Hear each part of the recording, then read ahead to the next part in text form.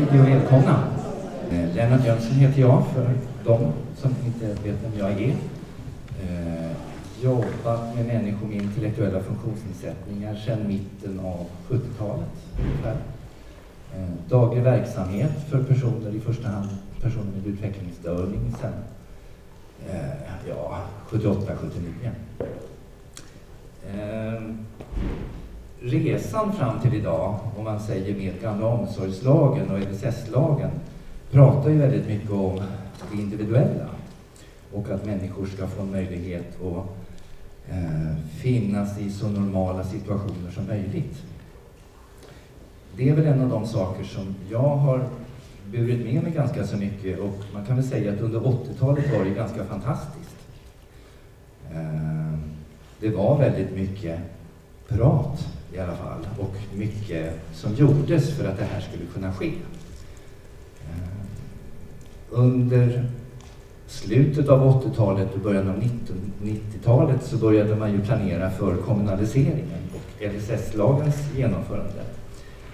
Och vi som har jobbat i branschen har väl sett att det finns ett glapp mellan det som man säger att det borde vara och det som faktiskt sker och det som vi ser.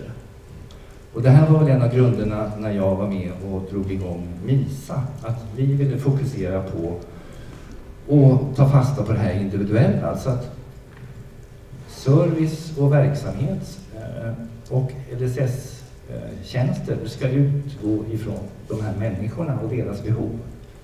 Det var lite av den grunden som vi ville ha när vi startade Misa. Och arbetsinriktning har ju varit som ett medel. Alltså vi har ju tyckt att väldigt många människor som vi har mött på har ju velat vara med och jobba. Och då tycker vi att det är ganska naturligt att då ska man väl jobba där jobb sker och inte i institutionsverksamhet i första hand. Det tog väl ungefär 1 år från att vi startade Misa, så dök vi på supported employment ordentligt. Och det visade sig då att supported employment-metoden stod ju för egentligen alla saker som vi diskuterade. Att människor skulle få vara med i vanliga livet. Att man skulle se människor att de faktiskt dög som de var. Att de inte behövde träna sig till att bli bättre för att komma utanför institution. Och mer och mer så, från början var vi ganska nervösa eftersom vi har en ganska lång tradition av att jobba med människor i grupp. Service har väl utvecklat under över 100 år att man erbjuder stöd och support till de här personerna utifrån en effektivitetstanke. Och då är ju institutionsverksamhet och gruppverksamhet det som man använder. Och det här var väl någonting som vi var lite oroliga för, eftersom det här var ju det vi hade jobbat med, grupp som medel. Men vi försökte och tänkte att men det här ska vi ge oss på i alla fall. Och man kan väl säga att vi har lyckats ganska så bra. Det kanske inte passar alla personer, men det passar ganska så många. Och idag så, vi började med att stötta ungefär 35 personer och vi stöttade ungefär runt 900 personer idag. Det vi har varit ganska övertygade om är att det här är bra både för personerna själva utifrån deras utveckling, men också att det här är bra för samhället rent ekonomiskt. Det här har ju vi känt på oss och det här har varit vår övertygelse. Så när vi var och träffade på Robert för ett år sedan i Köpenhamn, Copenhagen, så berättade han om forskning han hade gjort. Och vår tanke var att men det här borde väl fler få ta del av. Det stärker oss som jobbar med supported employment och kanske också rätt mycket politiker som får höra det här. Den som kommer att hålla i dagen är Jansson, som kommer att vara vår moderator. Du får presentera dig själv. Så varsågod Li.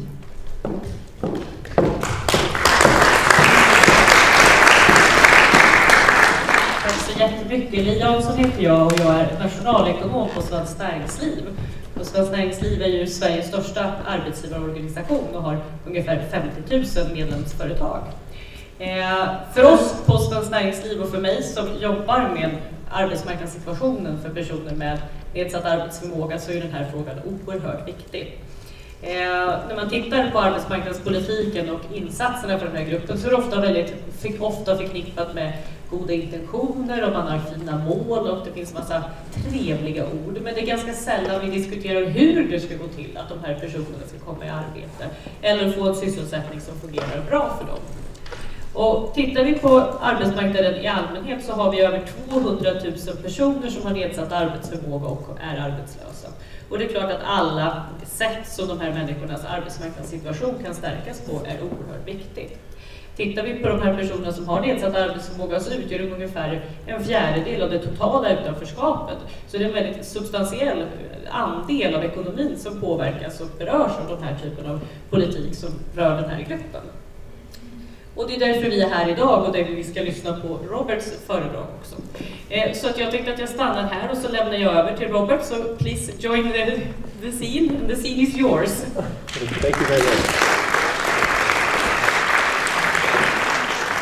First of all, thank you so much for having me here.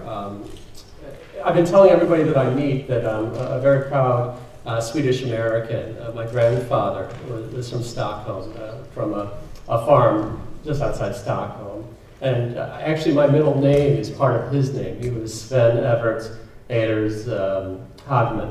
You know, and he was very sick when I was born, so my mother named me after him. So I have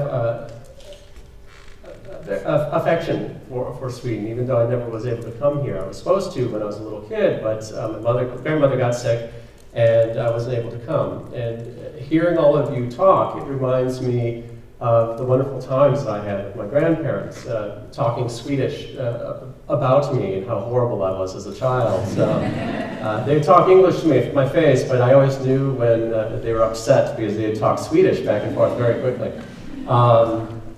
But I've forgotten how much I miss those times, and it's wonderful to be here with all of you, and I just really appreciate being in Sweden. So thank you very much. And I want to apologize, even though I am a Swedish American, I know very little Swedish, and unfortunately my relatives had a very strange sense of humor, so when they teach us words, we later learned that they weren't words, or they were bad words that we weren't allowed to say. So the only thing that I can really remember that is any applicable is talk. Thank you very much. That and talk from mountain, but that doesn't make any sense here. But I went to university to become a teacher. I wanted to teach history. Okay, so I went to the University of Purdue, and I got licensed to become a teacher, but there weren't any jobs teaching history. So I went back to live with my parents, which they were not very happy about, and I needed to find a job. And I looked in the newspaper, and there was a job for a job coach. And I didn't know what that was. But I applied, and I got this position, and I fell in love with this work that you all do. Every day was different. Every day was very challenging, and I felt that even though I was exhausted when I went home, I felt that I made a difference. You know, it just was something like you're exhausted, but in a good way. You know, so I became a job coach, and I later became a coordinator of job coach services. And every year, I would get this talk by my boss. My boss would gather us all together, and we had to generate money. We had to help people, and every hour we were with somebody, we'd get paid by our government. So I would have to generate revenue. And at first I would have to be working with somebody about 70% of my time. So 70% of my day I was going to have to work with somebody. And then the next year it went to 72% because we got raises and it cost more to light the building and heat the building. And the next year was 75%. And so forth. And then one year, my boss was telling me, oh, we need you to work a little harder, get more money, work with more people. And I said, excuse me, sir, but do you realize in 5 years you're going to want us to get 101% of our time in making money, billable status? And he said, oh, well, you don't have to worry about that, Robert, because you won't be working here. So that's how I ended up getting my Ph.D. I went back to the university. And what interested me was the services, how much we spent so much money working on supported employment, I thought that it probably wasn't a very good idea to fund supported employment. So I went to University of Illinois, and I studied this issue. I was wondering, is it a good idea to fund supported employment? And again, I wasn't thinking that was going to be, but I found some information, and my research now is being used in the United States to drive fiscal policy for supported employment. For example, I've been asked to talk about two different things. One is, what are the costs and benefits of supported employment? And we're only talking about the monetary costs. The benefits of supported employment are also like increased self-esteem, making yourself feel good that you're working in the community. I don't look at that. It's important. It's very important. I just look at the monetary, the money aspect of it. How much money do we spend on it? But I want to make sure that you understand that that's not the most important thing. I just look at it because it interests me. Certainly there are things that are far more important than money. And I want you to understand that even though I'm putting up numbers and things, what we're really doing is working with kids and their lives and their families. And that's just as important as all the things I'm talking about. So I'm talking about one very small part of supported employment.